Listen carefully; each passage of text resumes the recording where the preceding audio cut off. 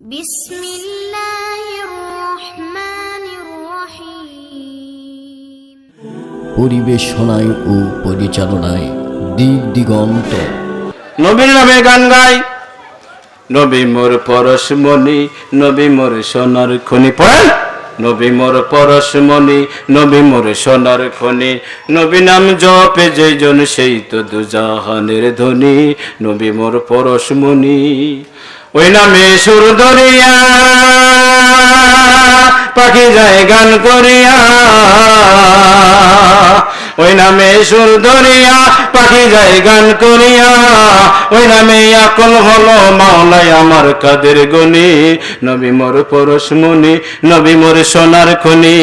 নবী নাম জপে যেজন সেই তো দুজাহানের ধনী। নবী মোর পরশমণি, নিদানে আখেরাতে তরাই তো পুনসারাতে। নিদানে আখেরাতে তরাই তো পুনসারাতে।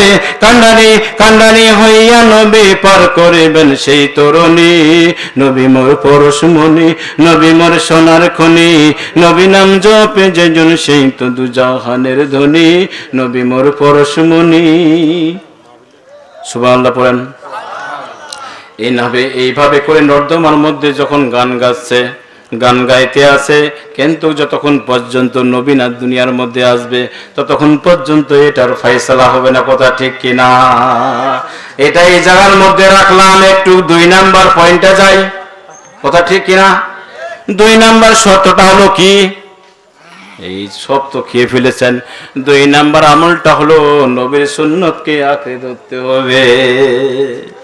কার সুন্নত? নবীর সুন্নতকে আঁকড়ে ধরতে হবে।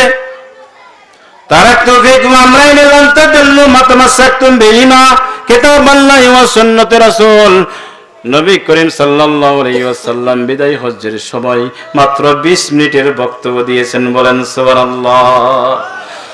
আল্লাহর নবী জনাবে মুহাম্মদুর রাসূলুল্লাহ সাল্লাল্লাহু আলাইহি ওয়াসাল্লাম বললেন, তারাকতু ফীকুম আমরাইন লান তাদিল্লু মা তামাসসাকতুম বিহিমা কিতাবাল্লাহি ওয়া সুন্নতি রাসূল।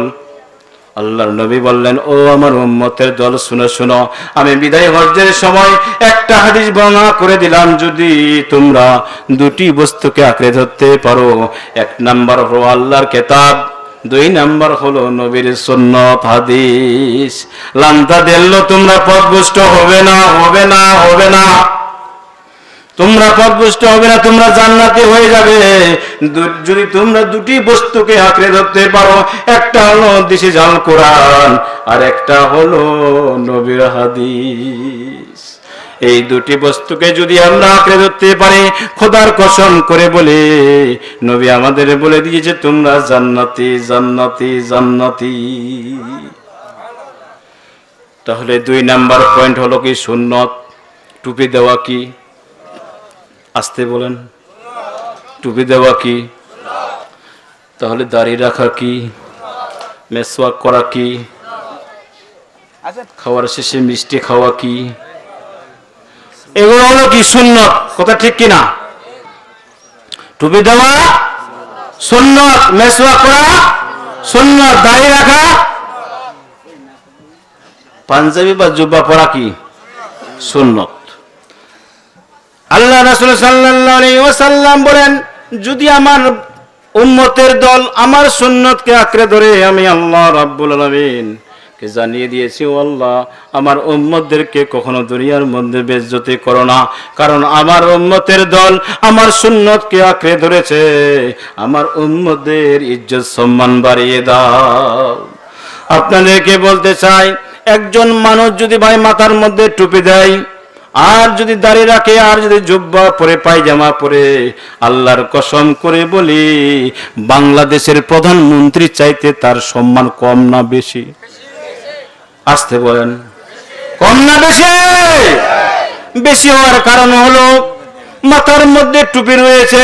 টুপি শব্দের অর্থ হলো রাসূল। যার মাথার মধ্যে টুপি থাকে তার মাথার মধ্যে রাসূল। বলুন তো, এখানে ডিস্টার্ব করছে।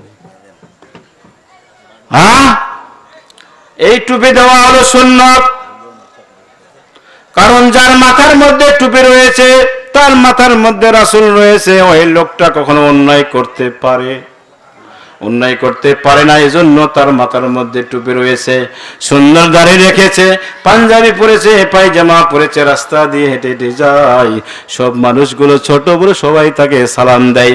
একটা কারণ হলো তার শরীরের মধ্যে নবীর আদর্শ রয়েছে। বন্ধুরা আমার, সম্মানিত ভাইয়েরা আমার,